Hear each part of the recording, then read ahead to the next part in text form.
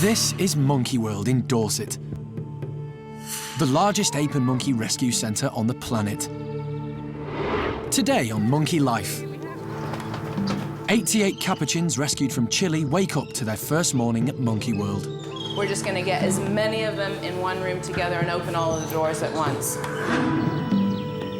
Chimp Rodders has a run-in with a sticky melon. And the park's naughtiest resident, Seamus, comes face-to-face with alpha male Butch. He is actually frightened of Butch, and that's good, because then he'll mind his P's and Q's a bit, and then he's less likely to get a good thumping.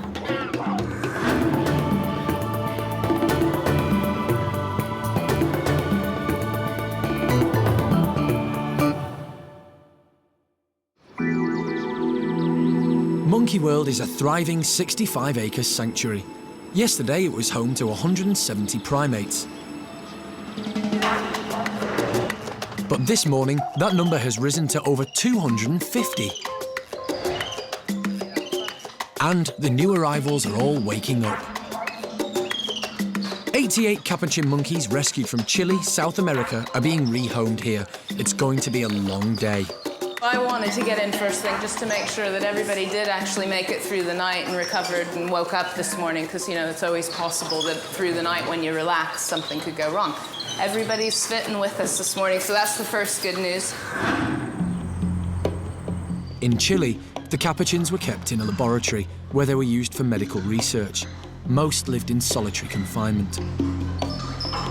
When their studies finished, the primates couldn't be released into the wild as they had become institutionalized. So Monkey World stepped in, offering all 88 Capuchins a home. The Chilean Air Force flew the primates the 7,000-mile journey back to the UK.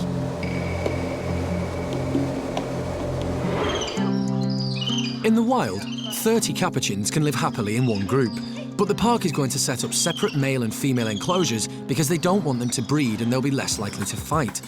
And that's going to mean 66 girls living together. Park director Alison's hopeful that the bigger the group, the more peaceful it'll be.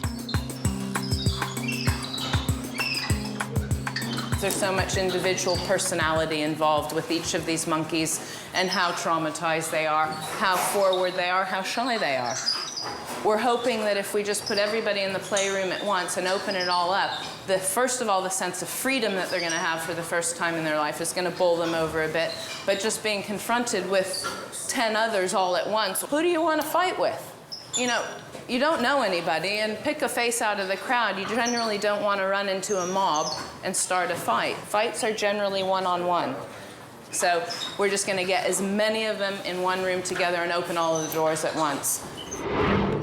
And later, will it be happy families when the females move in together?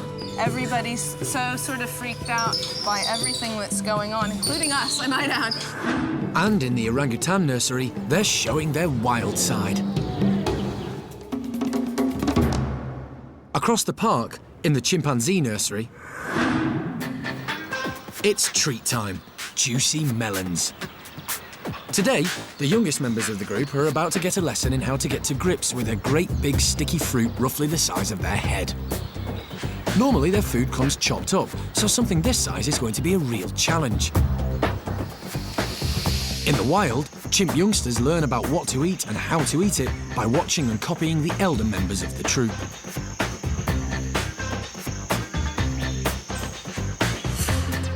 Today's teacher is Sally. As the eldest in the nursery, she shows the way by breaking up her melon into neat, manageable pieces. It turns out that Ash is a very good student. The girl's careful, studied approach makes eating the fruit easy. Surely all the chimps are going to follow Sally's lesson as carefully as Ash. Then, along comes the naughty boy, Brian. The lesson's totally wasted on him as he takes his melon and just dives in head first. He's got a very sweet tooth, and there's no way that one melon's going to be enough for him. Unfortunately, Rodders hasn't been paying attention to Sally either. He's chosen to copy Brian instead. And the result is a very sticky chimp. Rodders has got himself in a real mess. While Ash remains clean and groomed by following Sally's example, Rodders has ended up with melon all over his fingers and he just can't work out how to get it off. So the lesson for the day is, be careful who your teacher is and never, ever choose Brian. The nursery group are now a happy and settled bunch, and this is mainly because the park's naughtiest resident, Seamus, has moved out of the nursery and in with the Bachelor boys. In the nursery group, Seamus was getting out of control, and he'd often be too rough with the youngsters.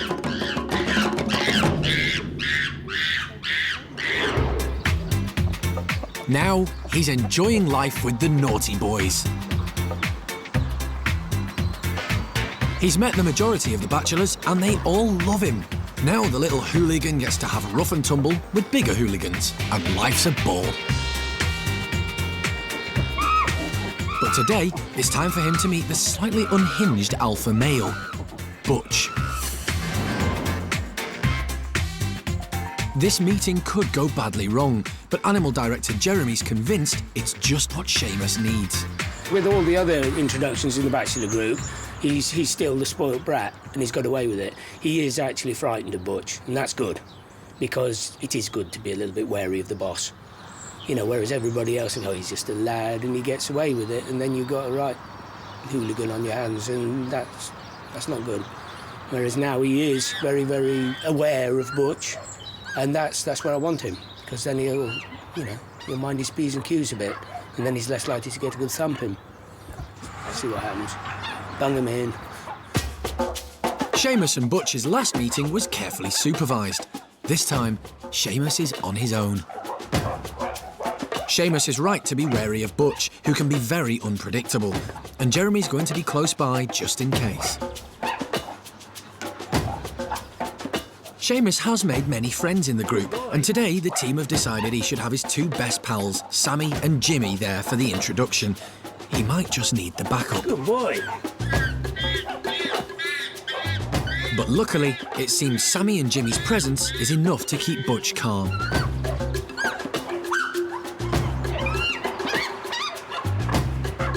Instead of wanting to thump Seamus, Butch's posture shows he wants to make friends and play. Good boy! Good boy, Butch! But Seamus is just too scared to let the boss get near to him. And he looks to his close pal Sammy for reassurance. Hopefully in time, Seamus will realise that although Butch has got to be greatly respected, his say is gospel and law, he's just got to relax to it and find an area where he's comfortable. And I can't see that being a big problem. It's just letting him get on with it.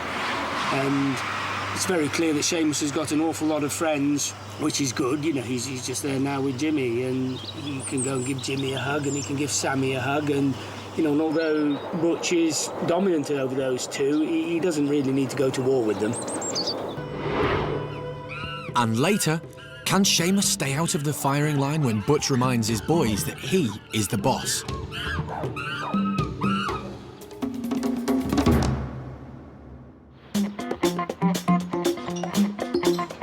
Back with the Chilean Capuchins, the females are all being moved across the park into their new home, the lodge. Today, the team plan to get them all into the main playroom together. Bring the boxes in. Number one priority is the monkeys out of the cold. And then the next one can sit on top of that one. Here's the bucket for bits and pieces. Some final touches are being put in place to help them enjoy some playtime, something which they've never experienced before. Jeremy will open each door in turn, and the Capuchins will be able to decide for themselves how quickly they want to come out, or if they want to come out at all. They've been in cages all their lives, and for some, the cage provides comfort and safety. It may take a while for the monkeys' newfound freedom to sink in.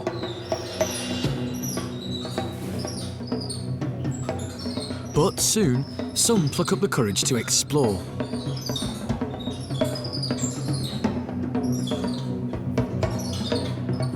This is the first time the Capuchins have ever climbed on natural branches, so it may take some getting used to. So far, it's early days yet because everybody's so sort of freaked out by everything that's going on, including us, I might add, that they just don't really, nobody's going to be able to focus on any one person. There's just too much stuff to be messing with. My gosh, look at them all. Round one, monkey world. This is the largest number of animals the park has ever introduced in one go. And as the team observe the Capuchin's behaviour, it becomes clear that all those years trapped in cages have had an effect. It's becoming very evident that these guys have never been out of those tiny lab cages because they really don't know how to control their sort of tails. They're sort of trying to reach for things because that's instinct, but they don't know how their tail really grips on the branches and stuff like that. So they're slipping all over the place, basically, and skittering everywhere, and they're not very stable right now. They're very good at climbing on the mesh, but anything beyond that, they're a little bit awkward on all of the ropes and flexible sort of branches and things that we've put in there, but this is all part of the learning process. The Capuchins seem to be willing to explore their new environment, and everybody hopes that this will be a new chance for freedom and friendship. But for some, rehabilitation may take some time. At Monkey World in the Chimp Nursery, the group have finished with the melons and have moved on to their next treat, potato sacks. There's a lot you can do with a potato sack, and Brian has got a few ideas in mind.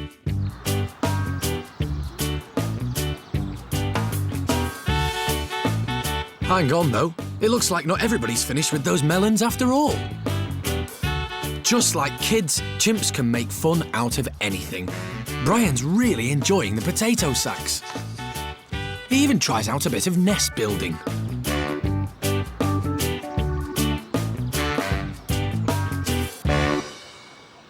This gets the interest of one of his best friends, Ben.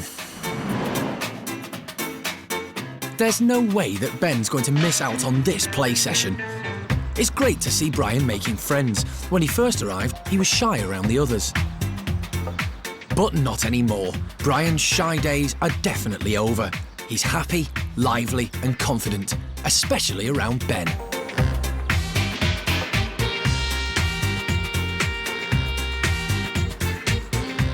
Brian had better make the most of Ben while he still can.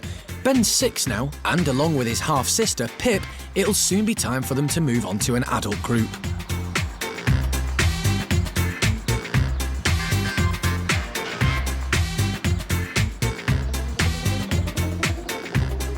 But for the time being, Ben and Brian have still got a lot of playing to do.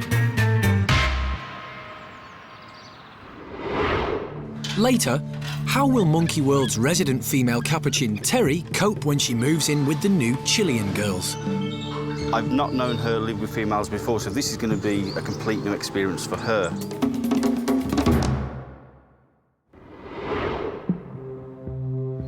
Back with the Bachelor boys, the introduction between Seamus and Butch continues.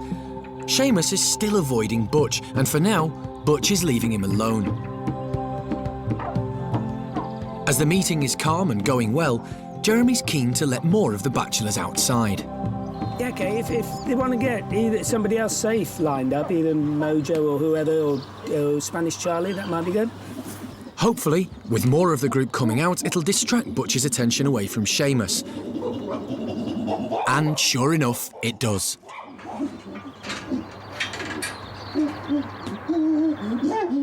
But as Butch hasn't seen his boys for a while, he's quick to remind them that he is the boss.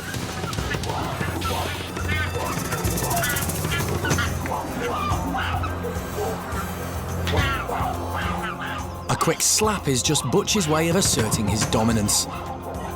And his outburst is enough to make Sheamus stay right out of his way.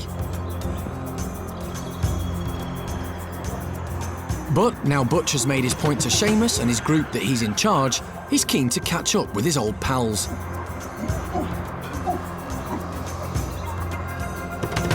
So far, so good. But as always with the volatile Bachelor boys, things can quickly change. Let's see, it can all fall apart at any moment. And I'm more than comfortable with what we've got now. Under Jeremy's watchful eye, the group will be left together, and hopefully Seamus will soon find enough confidence to make contact with his new leader.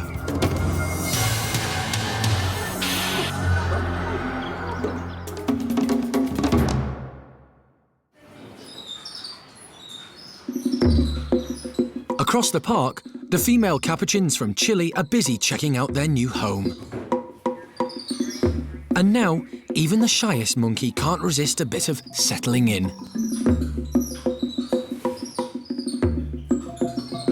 Before they were rescued by Monkey World, the park was home to just 4 Capuchins from the British pet trade: Tom, TJ, Gizmo, and the only girl, Terry. She's lived with the 3 males for 7 years, but now the park is able to move her into an all-female group. Capuchins are sociable animals, and this should be a much healthier and more natural environment for her. Hi, Terry! I've not known her live with females before, so this is going to be a complete new experience for her. How the boys will feel losing their female, we don't know, but, you know, we'll see how that goes. But, you know, she's stable, she does her own thing, you know, and she's been a Capuchin. You know, it's what they should be doing, you know what I mean? It's you know, we don't want pets. You know, we want to get a group of Capuchins together that work together as a group. Terry is curious about what's going on, but the team are convinced that this will be the right move for her.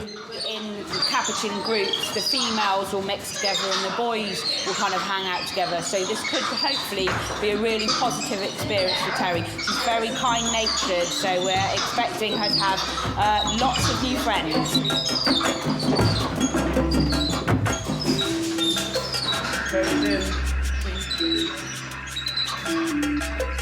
She's only been in for about 10 minutes. And she's just moved through, I think. She's right in here in the playroom. Yeah, okay. So she's moved through to the playroom. How's she doing then? Really well. Really well.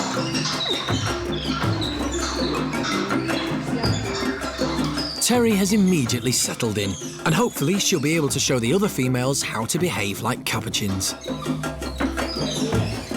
Even though Terry in the past has done introductions and either been frightened or aggressive or upset about meeting certain individuals at Monkey World, that's always been one-on-one, because when we pick them up from the pet trade in Britain, they come to us one by one because people keep them in solitary confinement, which is such a tragedy for them.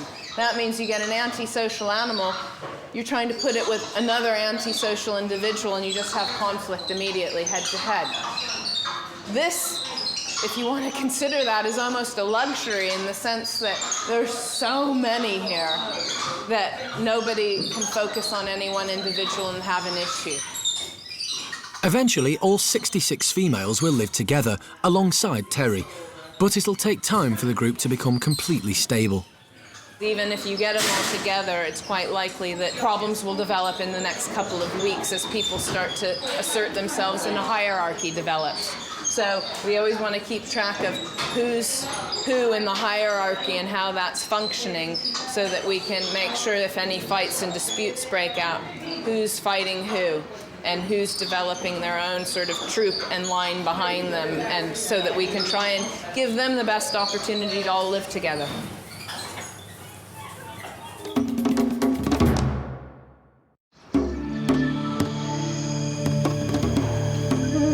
It's nearing the end of the day for the park's residents, and as some are preparing for bedtime,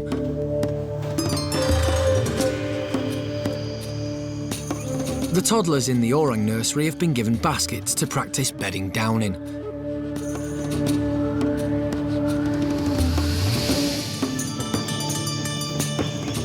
In the wild, orangutans spend the majority of their time up high, and they build sleeping nests in the tree canopy. So it'll be interesting to see if any of the park's orangs are nest-building experts. It's foster mum Ame who spots the baskets first. She loves her naps, so this should be the perfect task for her. Unfortunately, she's convinced that the bedding is hiding some treats and chucks it out of the basket.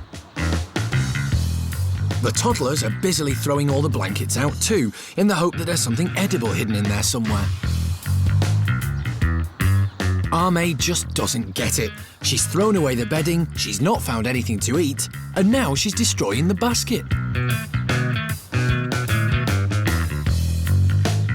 Ame's the boss, so the youngsters follow her lead. It's been a complete disaster. What was supposed to be a nesting lesson has turned into a load of fun and a destructive play session. Well, as destructive as an orang can be, these primates are not the most active of creatures. And for an orang, this is about as rock and roll as it gets.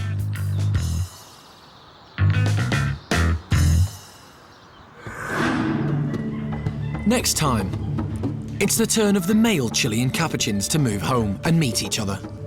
The males are far more dangerous than the females. They've got good canine teeth, and if they fight, they can cause themselves a lot of harm.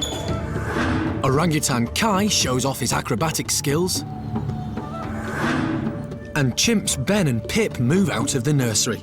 But they give wildlife vet John Lewis the runaround when he tries to sedate them. Generally, if you're patient enough, they'll make a mistake. Don't think she had all of that, but it was not a bad shot.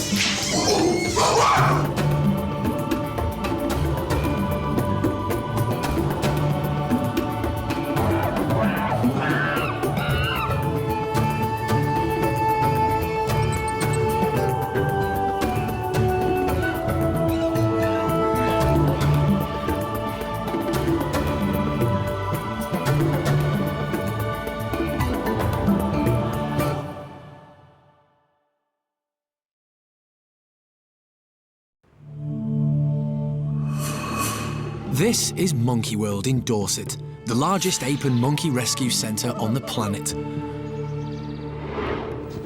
Today on Monkey Life, Chimps Ben and Pip move out of the nursery, but they give wildlife vet John Lewis the runaround when he tries to sedate them.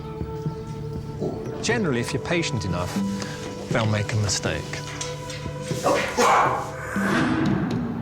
Orangutan Kai's got far too much energy. And it's time for the male Chilean Capuchins to move in together, and Alison's worried. The males are far more dangerous than the females. They've got good canine teeth, and if they fight, they can cause themselves a lot of harm.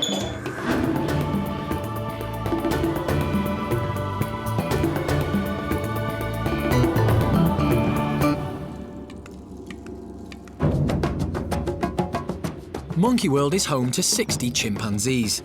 They're split into 4 groups.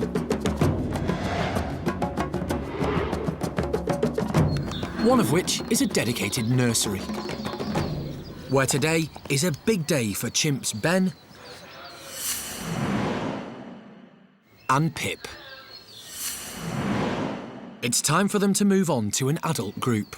They had to be separated first thing so we can take food and water away for anaesthesia and all that sort of stuff. So they're just waiting in the house now for their move.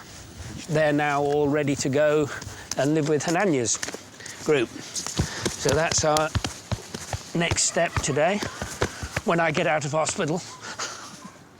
The nursery, by its definition, is for babies, and they've moved on to junior school now. The chimpanzee nursery is a place for learning. It's a place where young chimps are taught the social skills they need to prepare them for life in an adult group. And the park's resident foster mum, Sally, is the teacher. She's helped raise 32 chimps, including Ben and Pip. But Jeremy thinks these days Sally may prefer to relax and put her feet up. Yeah, I think Sally's definitely evolved out of this mumsy thing. Her reputation is so idyllic and sweet and everything else, but nobody's told her about it yet. And for a while, she was totally that. But now she's been there, done that. Probably with middle age, she's getting a bit more selfish. Being selfish is legitimate. I will pick and choose. No, it's all of them now. That's just Sally, isn't it? All the sweets. Right. The nursery isn't all about hard work. There's a lot of playing to do too. And Jeremy's had a great idea. He's giving them tubes filled with hidden treats. This is sure to make for a brilliant playtime. We try our best. We try our best to keep you entertained. But there's a problem. Apparently, beating up Jeremy's more fun than messing around with his tubes. Is this necessary? I bring you all these toys in, and you just want to harass me.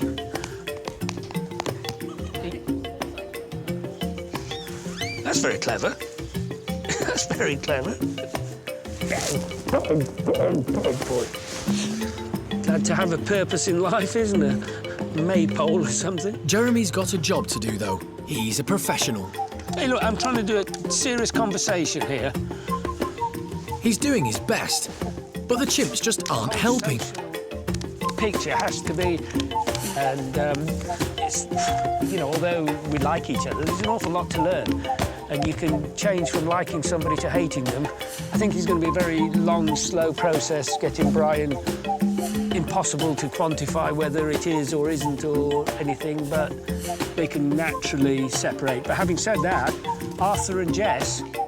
Eventually, Jeremy does manage to string a whole sentence together. You know, it makes them able to multi-function in socially. Well, nearly. No, I'm not going in the pond. You're going in the pond. Right, you scabby lot. I'm going to go and get Ben and Pip and put them in a box. OK? Go and do some work. That's what this is all about. And while Jeremy battles his way out of the enclosure, outside the nursery, wildlife vet John Lewis is preparing the sedative to move Ben and Pip. Even though they're only moving next door, Ben and Pip are too big to be carried, so they're going to need a light sedation, and John is keen to get things going. We're going to move two, hopefully relatively quickly, which may work.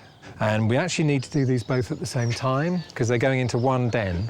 We want them both to come round together. It's very difficult if you have one come round and then you go back and get the second one, and then find when you get to the den, you've got one conscious chimp in a den into which you want to put an unconscious chimp. That doesn't really work. Ben and Pip were both born at the park, but they were rejected by their mums. They've grown up together, so they share a close bond. And because of this, the team want them to stay together. The park has decided that Hananya's group will be the best place for them. It's always nice, of course, when animals from Sally's group join Hananya's. I think it's nice for the animals because the same team of primate care staff work both houses, so at least they have the consistency of the staff. The proximity of the enclosures means that once they go outside, they can get their bearings. They know that they've only moved so many metres across the park. They can still see the old nursery that they used to live in. It's a lovely, fun, young group for Ben and Pip to spend the next period of their lives in. Jeremy's made it out of the nursery in one piece, and now it's full steam ahead to get Ben and Pip safely moved next door. So if you do the one in front of you first, OK. probably, and then go. You might need to get into that room to get the other one if necessary. Right. Give it a go.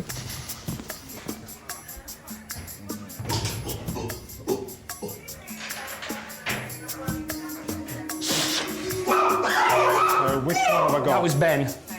John manages to blowpipe Ben relatively quickly. But now Pip knows what's happening, she's not going to make it easy for John. Well, it's all right. Come on, it's only a blowpipe. That's how you never hurt no one. Generally, if you're patient enough, they'll make a mistake. And that's really what we bank on. Even if at the end of the day, we have to bring in another blowpipe to confuse them, they'll make a mistake.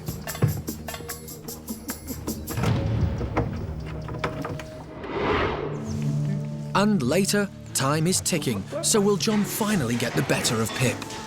Didn't think a pistol would have been better, actually. And there's a Capuchin standoff when two alpha males go head-to-head, Tom and Gorillon.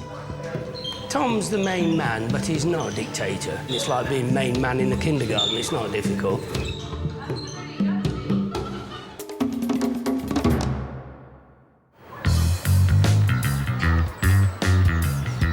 Over in Gordon's orangutan group, 2-year-old Kai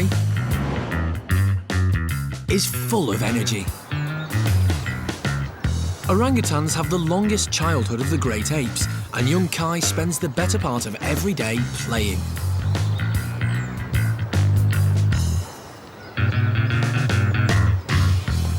He's forever thinking up new games and fun things to do.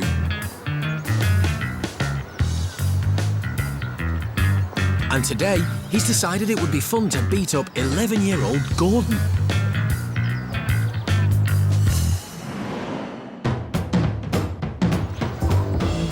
Gordon's twice his size and weight, so the best approach has got to be an ambush. But Gordon easily deals with Kai's first attack.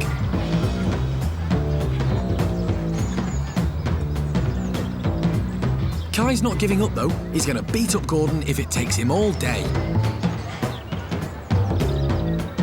He tries wrestling, rolling around on the ground, attacking him from every angle. They even go in for a bit of hair pulling.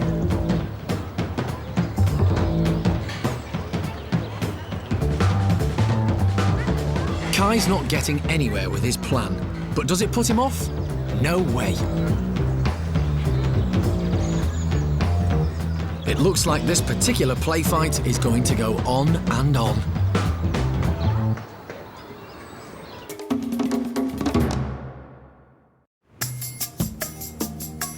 Back at the chimp nursery, Pip is still managing to avoid Vet John's blowpipe.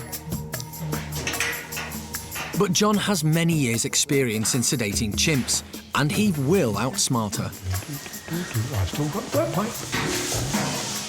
And, just as John predicted, Pip makes a mistake. She's positioned herself perfectly for John to take his shot.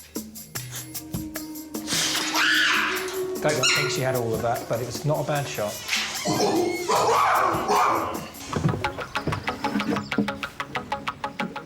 It'll be good for Ben and Pip to remain living in a mixed-sex group. As both were born in Hananya's troop, bringing them back here seems the most natural option. It's always nice to get animals into mixed-sex groups if you can achieve that.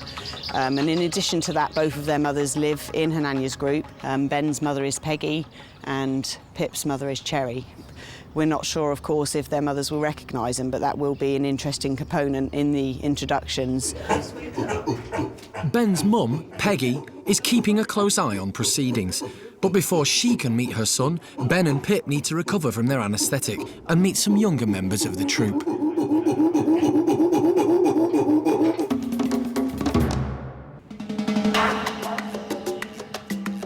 At Monkey World, it's time for the male Capuchins from the Chilean laboratory to take their first steps into their new home. That's the goal for today. Young lads and grandpas, and fingers crossed really, because the males are far more dangerous than the females. They've got good canine teeth, and if they fight, they can cause themselves a lot of harm. Just like the female Capuchins, life in the lab has left the 22 males with psychological scars. A little bit more concerned about them because a few of them actually look a bit nuts, quite frankly. They're sort of grabbing themselves and they just don't seem very responsive. So I'm not as hopeful about these young lads. Even though the Capuchins have lived the majority of their lives in solitary confinement, they are social animals and should live together. But it's not going to be easy. You have to remember, they've lived in these cages all of their lives, and when they are removed from the boxes, it generally meant a procedure of some sort. So coming out of their small boxes, as nice as it sounds, can often be a bit frightening for some of these guys that are institutionalized. But it seems that the boys are eager to get out of their boxes. 21 of them are now in their new home, and all is calm. Their new surroundings are distracting them from picking on each other. The last male to join the group is 30-year-old Gorillon. Amazingly, despite having no physical contact with the others in the lab in Chile, Gorillon became the dominant male. Nobody knows quite how this happened. And now the team are keen that Gorillon meets the other dominant male at the park, 23-year-old Tom.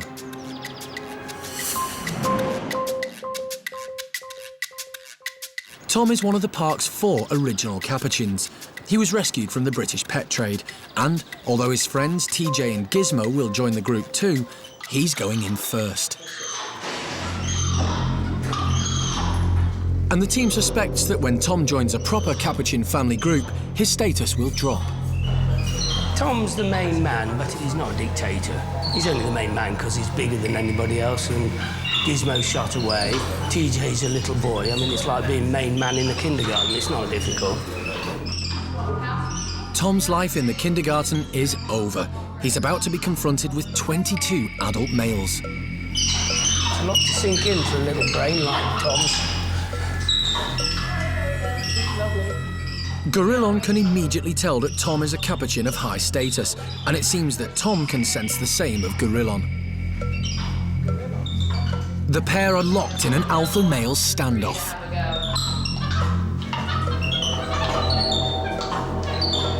But Tom has always been a gentle leader. He doesn't want to fight, so he bravely walks past the males around him. So he very cautiously walked past Gorillon. Gorillon doesn't quite know what to make of this, and it's left Tom feeling rather confused too. But one of the males, Sean, welcomes Tom into the group. Despite the slight tension between the alpha males, this meeting is going very well. But there can only be one boss, so now it's up to Tom and Gorillon to decide which one of them it will be. But right here, right now, the Monkey World team can congratulate themselves on a job well done. Finished with everybody from Chile, all grouped, 88 monkeys all together, true success, but it's early days yet, so we won't sort of say this is it, it's done, because something might happen, the group might split apart, but we've got all 88 socialized now. Would have never believed it. Was hopeful, but would have never believed it, and once again, come back to the fact, really pleased that we all agreed to give everybody a chance, because otherwise, all of these guys would be on the end of the needle being put to sleep if we had left them. So everybody's got a home and everybody's got a family now, and we just have to hope that it sticks together and happy families hereafter. Later, can Ben and Pip cope with the challenge of moving in with the adults? Ben's a little boy, so he hasn't got much of a brain, but that little bit he's got is giving him an edge.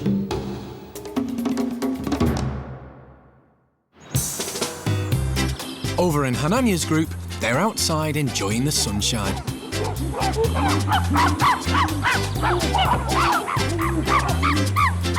Chimpanzees love to play, and it's a great way to unwind, relax, and make friends. But life in this group hasn't always been so much fun. Over the last couple of years, they've had a lot to deal with. When Hananya became their new leader, he was only 12 years old, and it took him a while to settle into his role. This meant the group was extremely unruly.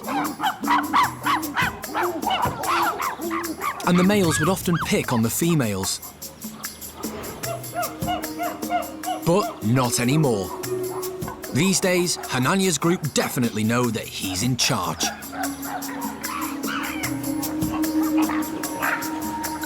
Hananya's right-hand man is Tico. As second in command, it's his job to back Hananya up if he needs it. But today, there's no need. Everybody's behaving themselves and everybody's just having fun. Which means that Hananya and Tico can clock off and join in.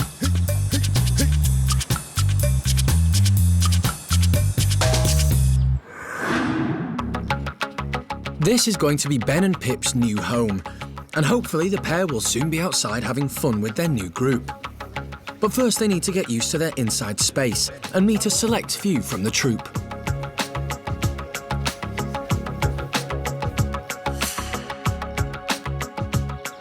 In the nursery, the only adult chimps were Sally and Lulu.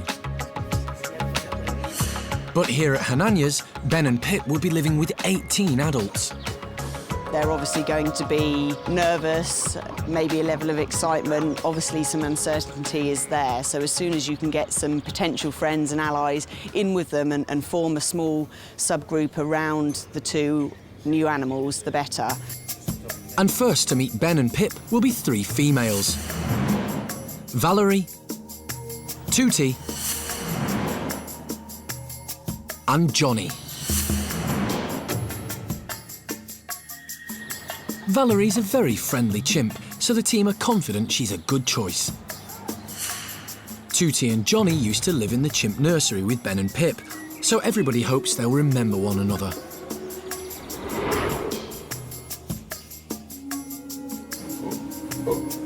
And they do. The 6-year-olds make an immediate beeline for their old pal, Tootie. They haven't seen each other for 3 years, but just like humans, chimps form strong friendships, and it seems this friendship is firmly back on track.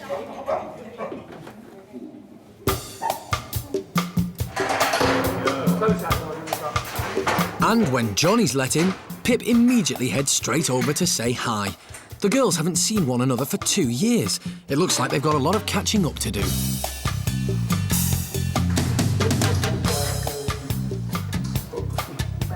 While Pip is meeting old friends, Ben has made a new one. He's hanging out with Valerie, and the pair have hit it off straight away. Valerie's gentle nature and Ben's happy-go-lucky outlook on life make them a perfect match. This meeting couldn't be going any better, and it's nice to see that Ben and Pip are relaxed enough to have fun without clinging to one another for comfort. They will get new allegiances and new friends and everything, but I can't see that they won't always be friends, at least for the foreseeable future. So they've always got that to go back to. And, you know, Pip's a little girl, so she's more adventurous. Ben's a little boy, so he hasn't got much of a brain, but that little bit he's got is giving him an edge. It's crucial that Ben and Pip make friends before they meet more dominant individuals. And for Ben, being a boy means his integration process could be more difficult. His biggest challenge will be coming face to face with alpha male Hananya. Hananya could see Ben as a potential threat and not want him in his group. But as Ben is still relatively young, the team hopes he will be accepted. Obviously, Ben and Pip have lost their baby status, but they still will seem very small and cute and appealing to the other animals in Hananya's group. So we're hoping they're still young enough that they won't be seen as a threat and that the other animals will have a protective element there when they meet Ben and Pip for the first time. For now, Ben and Pip can relax with old friends and new friends. But next time, Ben's in for a nasty shock when he meets alpha male Hananya. He can be quite temperamental, Hananya. If he had thrown him around a bit, obviously that would have been preferable to actually making contact and biting Ben. Good boy. Orangutan Xiao Kuai is struggling to carry her ever-growing son, Kai.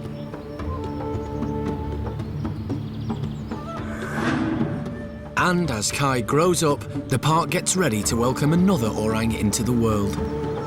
There's little swellings there say that she's pregnant, and they really are foolproof, 100%. She's got the swellings, she's pregnant.